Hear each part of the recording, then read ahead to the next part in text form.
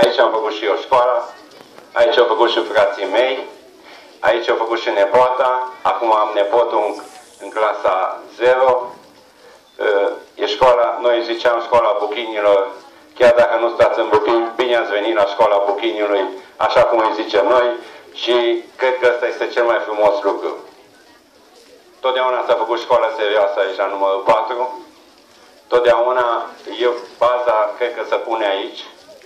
De aici noi am plecat la Predicianu toți 3, am plecat la facultate toți 3, dar de aici, din curtea asta, din grădina aia în care lucrăm vara și ajutăm profesorii, nici nu știți ce frumoase amintiri ne leagă despre învățătorii, profesorii care au fost aici.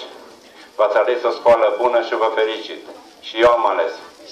Am mare încredere în școala asta, să aveți și dumneavoastră. Știu că dumneavoastră, părinții, aveți în primul loc serviciu, în primul loc să le asigurați copiilor ceea ce le trebuie.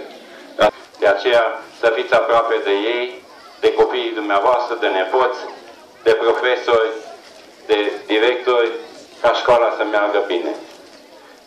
Ne-am străduit să ajutăm cât am putut școala aceasta și vă rog să mă credeți că acum am și dublă calitate de bunic și sunt obligat și mai mult să o ajut și o fac cu cea mai mare plăcere.